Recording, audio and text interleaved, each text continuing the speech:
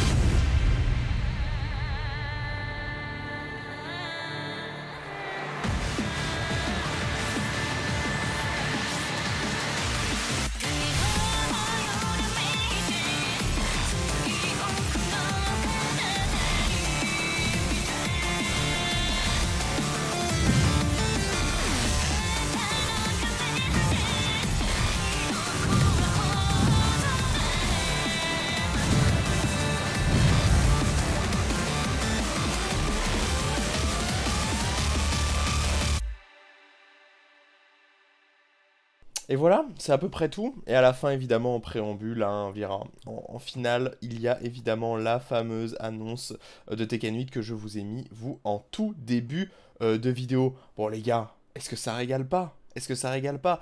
Beaucoup d'annonces différentes. On va baisser le son pour repasser sur tout ça. Je vais donner mon avis, on va décortiquer tout étape par étape. Alors, on va commencer tout simplement par le début. Logique, on va commencer par le début. Comme Tekken le fait très souvent, nous avons eu quelques petits récapitulatifs de cette année en termes tout simplement de tournois. Alors c'était relativement ledge, hein, mais quelques images un peu iconiques de combat. C'est vrai que j'ai pas trop regardé, j'ai pas tout décortiqué, mais ils ont fait un petit résumé de ce qui s'est passé en 2022, ça très très classique. La victoire de Arslan à l'Evo évidemment. J'ai pas tout regardé, il faudrait mettre pause absolument partout. Anakin Gen, attends, celui-là je me rappelle plus. Ah si, c'est le combo breaker qui s'est passé il y a à peine un mois là. De ce côté-là, là c'est le combo breaker Sephi Black versus Cuddlecore qui a eu une très grande résonance parce que Cuddlecore a fait un résultat incroyable au combo breaker, je vous le commenterai peut-être. Excellente. Joueuse absolument incroyable, la meilleure joueuse indéniablement et peut-être la meilleure Alisa du monde devant Chanel. Faudrait les voir s'affronter tous les deux selon moi. Le combo breaker a été assez impressionnant, hein, c'est pour ça qu'on a vu beaucoup d'images. Quelques petites images de fraternité, hein, là on a vu, mince, Super Akuma et... J'ai oublié son nom. J'ai oublié son nom, ici Anakin et Book. Bref, plein de choses. Plein de très belles choses. Et une nouvelle update, et c'est peut-être ça qui nous intéresse le plus, évidemment. Alors, je vais donner mon avis rapide en, tout simplement, en décryptant un petit peu tout ça. Alors, on va passer coup par coup. Donc ça veut dire que c'est très bien, parce que je n'y croyais pas trop, moi. Alors, évidemment, ils n'ont pas annoncé de nouveaux coups pour chaque perso. D'habitude, ce qu'ils faisaient, c'est qu'ils sortaient à peu près 3, c'était quoi, 4 à 6 persos dans l'année, plus au moins un nouveau coup par perso. Alors là, on a vu que c'était pas la même chose. Visiblement, nouvelles animations, nouvelles propriétés en hit, en counter hit, en bloc, ça sera très compliqué de savoir exactement, mais pas de nouveaux coups, pas de nouveaux persos. On s'y attendait, on est quand même en fin de vie de Tekken 7. Tekken 8 va arriver. Est-ce que tu as vraiment envie de mettre des nouveaux coups pour 6 mois de vie? Ou dire pour 6 mois, pour, allez, on va dire 1 an de vie.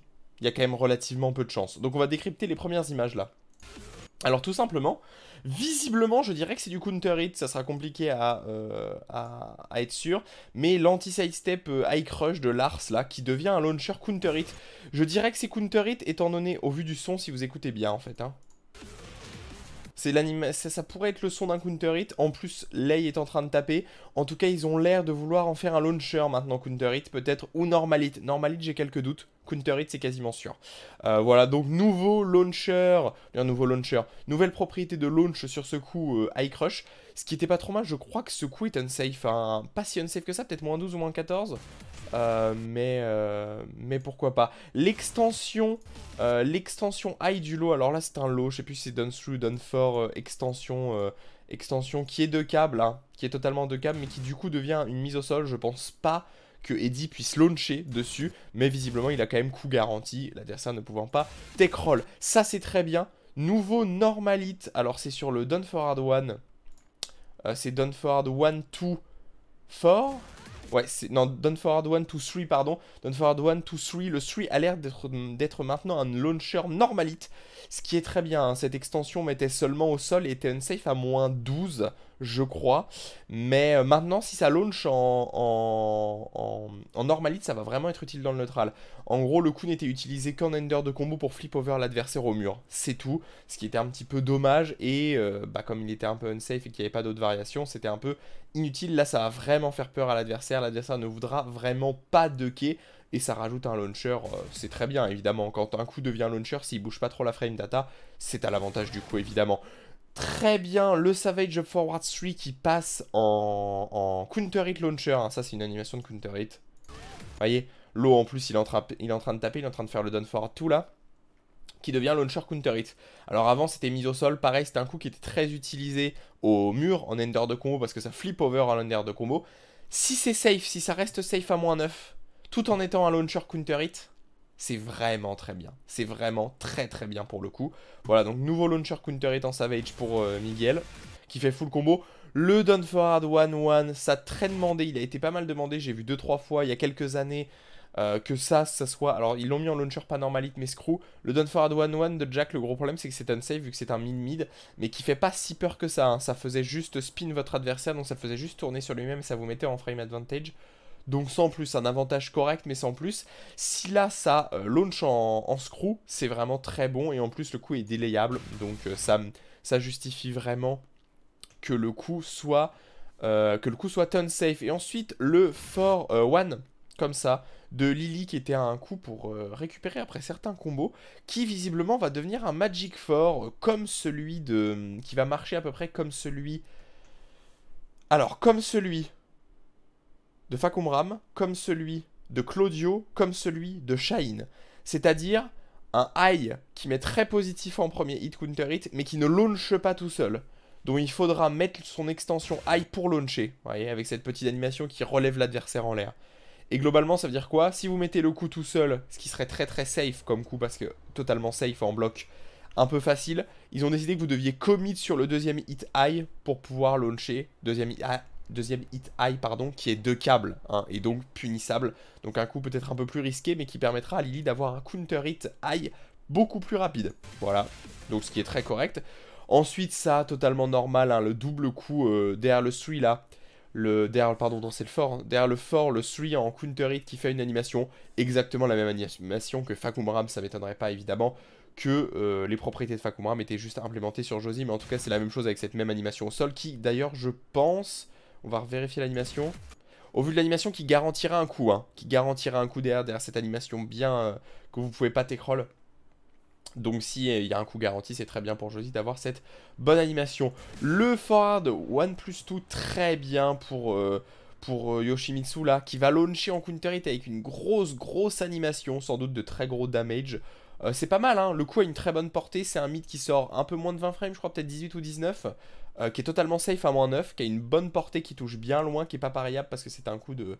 Je crois que c'est un coup de tête qu'il met, et qui, si launch en counter hit, serait très bien. Et ensuite, le plus intéressant selon moi, parce que bon, de nouvelles propriétés en hit, etc., ça on a vraiment l'habitude de le voir, hein. Tous les updates, on a des nouvelles propriétés, des coups qui deviennent des launchers, des coups qui n'en sont plus.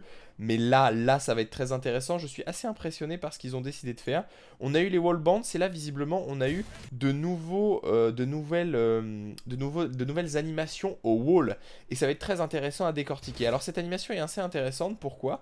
Parce que j'ai l'impression que c'est une animation qui se passera même sans le wall. Vous savez, dans Tekken, globalement, si vous voulez wall splat, vous avez les coups qui envoient, c'est-à-dire qui mettent debout. Je sais pas, si vous mettez un hop kick avec l'adversaire avec le wall dans le dos, bah, il va être wall splat. Si vous lui mettez une attaque qui fait spinner votre adversaire, excellent, excellent exemple à l'écran, hein, le Huraken de Kazuya, qui fait tourner votre adversaire, qui le fait spinner au wall et qui va le wall splat.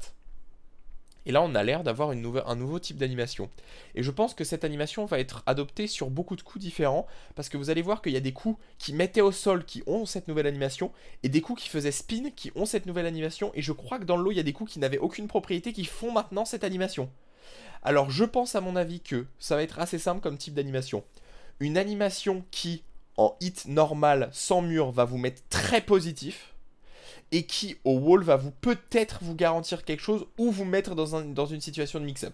C'est très compliqué à décortiquer à ce niveau-là, mais globalement, vous le voyez, hein, Kazuya bloque un coup qui est à moins 14 ou moins 13, hein, le down back 4 de Jin. Il vient mettre le Huraken ici, donc qui est normalement un coup qui va faire spin, et vous voyez, Jin est envoyé. Alors c'est pas sûr qu'il soit compté en l'air, hein, ça m'étonnerait selon moi que c'est ça. Mais vous voyez, il ne tourne plus, il ne spin plus sur lui, contrairement aux propriétés du coup classique. Et il vient être claqué sur le sol, et c'est vraiment, il y a un hit au mur, hein. C'est pas juste, il est wall splat, et c'est pas juste il tombe en avant ou quoi, où ça va avoir lieu. C'est bien qu'il tape le mur, ça ne brise pas le wall, hein. Option, je veux dire option, info très importante, ça ne brise pas le wall. Par exemple, si vous faisiez spin votre adversaire au wall avec classique le Huraken, ça brisait le wall. Ça wall splattait votre adversaire, ça brisait le wall. Là, ce n'est pas le cas.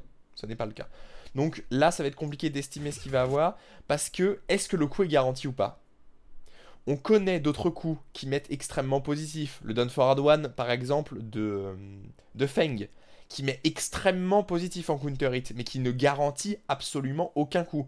Ça garantit simplement un mix-up 50-50 entre un low et un mid absolument parfait. C'est-à-dire que votre adversaire doit deviner. Il n'a même pas le droit de taper. Il ne peut pas taper. Ouais, il ne peut pas sidestep, il ne peut pas taper, parce qu'il est dans cette animation de recul. Et là, à savoir si c'est l'un ou l'autre, ça va être assez compliqué de déterminer là. Au vu de l'animation, ça ressemble à l'animation du down forward one counter hit de Feng, c'est-à-dire que c'est peut-être pas garanti, mais ça l'est peut-être. Voilà, ça l'est peut-être. C'est très compliqué là de savoir. Ils n'ont pas montré de personnages qui bloquaient, donc ça devient peut-être imbloquable.